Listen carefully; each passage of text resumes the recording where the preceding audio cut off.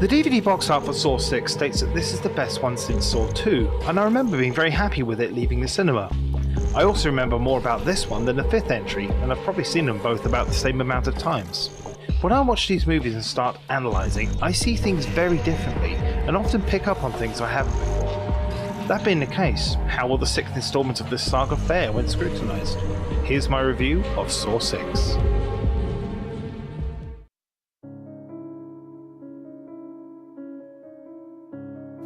Saw 6 begins with two loan sharks pitted against each other to see who can give more flesh than the other, or the device on their head will burrow into their skulls. It's an absolute bloodbath that sees the unnamed woman win when she hacks off her own arm. Hoffman, having escaped the glass box, surveys the remains of Strahm, but is then called to the Give Flesh game as fingerprints have been found, those belonging to Agent Strahm. Erickson, leading the investigation, reveals that Perez did not die from her injuries in Saw 4, and agrees to let Hoffman have full disclosure on their investigation. At first it seems pretty concrete that Strahm was the apprentice thanks to Hoffman planting evidence, including using Strahm's severed hand to place fingerprints all over the crime scene, but indiscrepancies start showing up, like the fact that a different knife is used in the flesh trap and in Seth's trap, and the fact that Strahm's fingerprints are tainted. The FBI decide to descramble Seth's tape and Hoffman is revealed. Before he can be arrested though, he kills Perez, Erickson and the tech who were all in the room at the time of discovery, before planting more of Strahm's fingerprints and burning the scene. He returns to his lair where the latest game is nearing its end.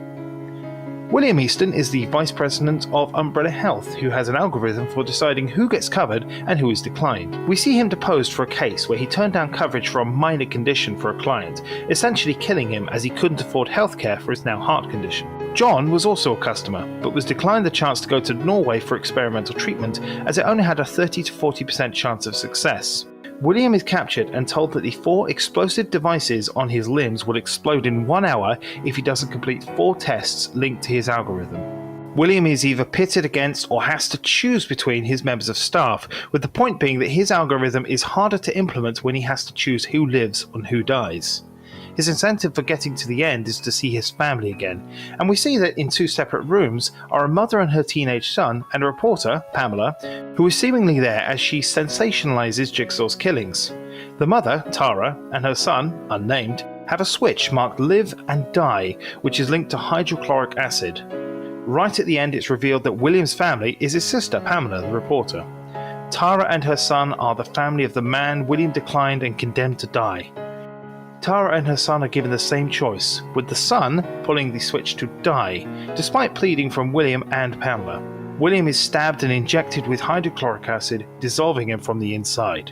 All throughout we catch up with Jill and find out that the box that John left for her contains 6 document envelopes, 1 smaller envelope and Amanda's head trap. Jill and Hoffman have been grudgingly working together, with William's trap being their last one. Apparently. Hoffman wants full control, and Jill eventually relents, not revealing that the 6th envelope and the head trap is for Hoffman himself. Jill leaves Hoffman strapped to a chair and utters "game over" as she leaves. However, Hoffman escapes, barely, and not without severely lacerating his cheek. The movie ends with Hoffman screaming in agony as the head trap once again doesn't kill its wearer. I realise I've skipped over some key points, but I need to go into more detail. For example, and see if you can keep up here, Pamela hands a letter found in John's final resting place to Jill.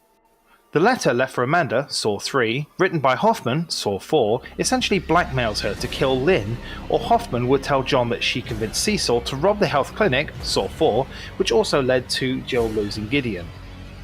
In flashback, we see that Amanda and Hoffman clashed often, and Hoffman set Amanda up to fail. This completely changes the perspective on Amanda's meltdown in Saw 3 and makes Hoffman so much more sadistic. Over the course of the last 3 movies, Hoffman's development is thrilling, and here he's so desperate to cover his tracks, he even violently kills 3 FBI agents and torches their bodies. Erickson is still half alive when Hoffman drops the match. This dark representation is a far cry from John's meticulous nature, but it makes for a much less likable villain. Jill too is also given so much more depth and backstory.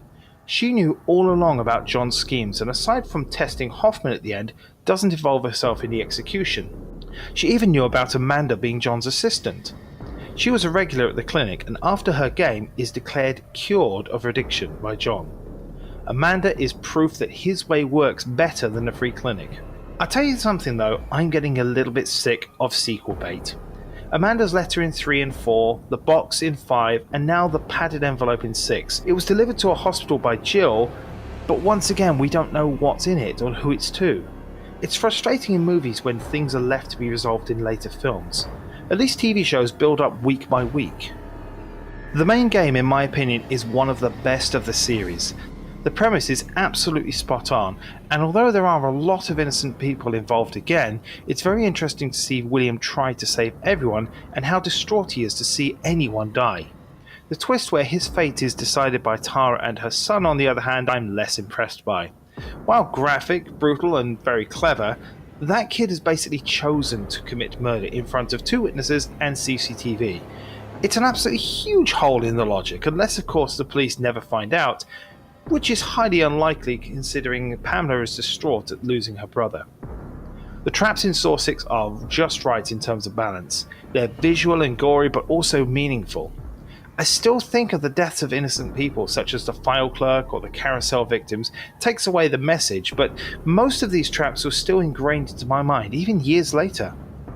The hanging trap sees William have to choose between his receptionist, a middle-aged woman with a history of diabetes but a family, and a file clerk who is perfectly healthy but has no family. He tries to save them both but eventually chooses to save her, going against his own algorithm. The carousel is very similar. 6 of his best go face to face with a shotgun and only 2 shots can be diverted. William chooses but is clearly dejected and broken by the experience. He grows the most so far in this entire series, and it's a shame really that he gets killed at the end. It's all for naught. I think redemption would have been a better outcome here. Having William learn from his mistakes to become a better person, that would have been the great ending, but they went with the graphic ending.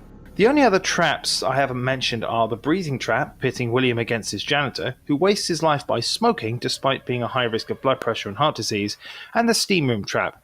The steam room trap for me seems unnecessary and out of place, whereas the breathing trap has a chance of William dying. So what happens if he loses? Does the janitor decide everyone else's fate? My only other gripe is that John himself in Saw 5 said that it must never be personal, and I can't help but feel that there's a little bit of a personal vendetta here. Let's say John had been accepted by Umbrella Health, travelled to Norway, and still had a terminal prognosis. Would he still have tested William and his algorithm? Highly unlikely.